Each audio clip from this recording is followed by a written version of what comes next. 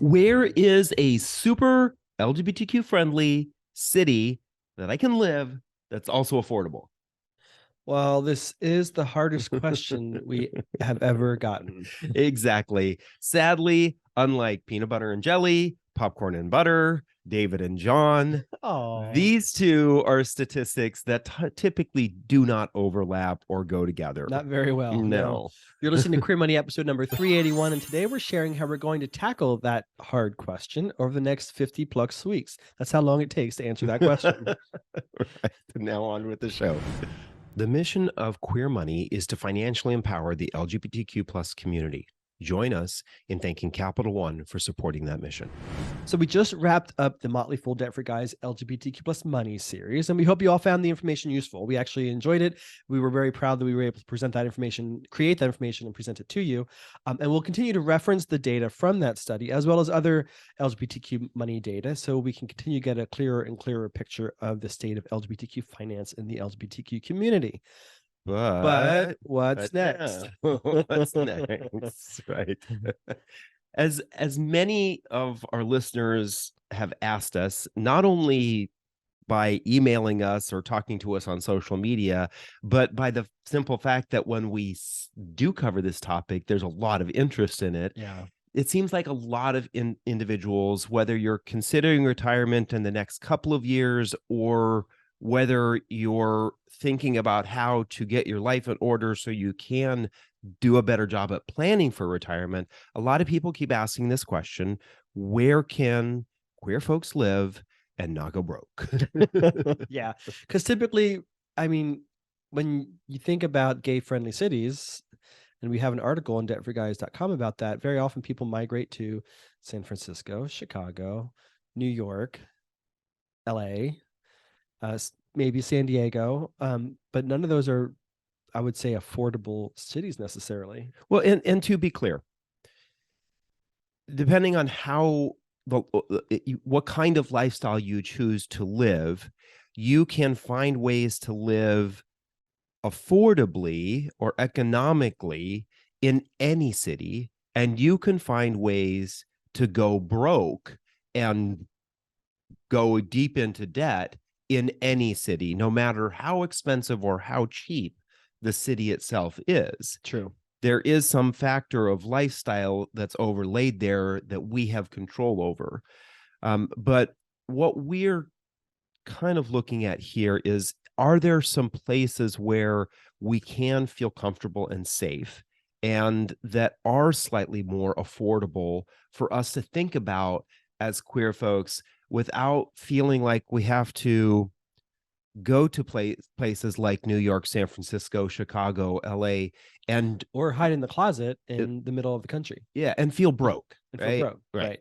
So so typically, the super affordability and super gay friendly don't typically overlap. There's not a Venn diagram that merges all those two.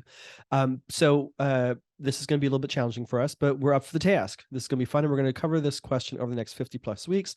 We might cover some U.S. territories. We'll try to figure out how to tackle D.C. if at all. I mean, the whole damn place is expensive. Yeah. We'll see. I don't know. And you guys will probably vehemently disagree with some of our suggestions, and hopefully some people will be inspired by some cities that we suggest. We want you to remember, though, that we're going to try to provide one city in each state that's affordable and gay friendly. We have to remember that it's going to be relative. Right? So what's affordable in California is going to be relative. What's gay friendly in Mississippi and Alabama, it's going to be relative. Right. So David, do you want to share the metrics that we're going to be using in this series? Sure. Tired of all the credit card offers you get from your current credit scoring app? Download CreditWise by Capital One today to avoid them. Yeah, so first of all, we wanted to start off with things that do have an impact on affordability when it comes to measuring a city. So things like, what is the cost of living, and comparing cities across the country when it comes to cost of living. Secondly, we wanted to look at household income because the gap between household income and cost of living oftentimes defines whether or not the city is affordable, and also whether or not you have some disposable income to be able to enjoy life. But on top of that, we are looking at two factors from Zillow. One is called Zori, and the other is called Zivi. And these are acronyms ZORI and ZHVI. And basically, what these two factors are looking at is housing costs, because housing is one of the biggest impacts on our financial lives. We wanted to take a look at both of these.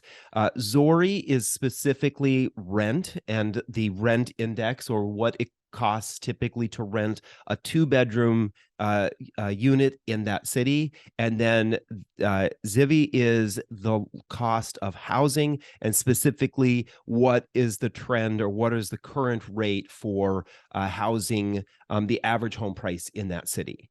And then we're going to overlay on top of all of that the HRC Municipal Equality Index, which tells us whether or not that city itself has, one, asked to be ranked by HRC, and two, how they are doing when it comes to things like laws and regulations that allow individuals to feel like they're living in a safer city. Exactly. So the first state that we're going to cover, we're going to go the reverse alphabetical order, because we always start with A's, and that seems discriminatory. So we're going to start with the W's. Somebody sat in the back of the class a lot when they were in school. Whatever, Auten.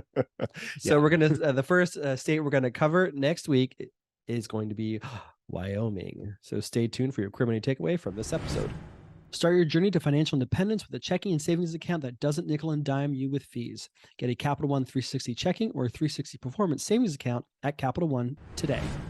Thank you again for listening to the Queer Money Podcast. Here's your takeaway from this particular episode. Come back every Thursday for this new Queer Money bonus series, where we're going to be sharing the most affordable gay-friendly cities by state. And then also help us get this out to more people by rating and reviewing the podcast on your favorite podcast player, and also commenting on YouTube based on the cities that we're going to be sharing. Then join us next Tuesday when Tom Brickman of The Frugal Gay and our real estate investing coach shares easy tips to get into real estate for anybody, and how he uses Grindr to find the good real estate investments will blow your mind. Then join us next Thursday when we pick the most affordable gay-friendly city in Wyoming. Thank you, and have a great weekend.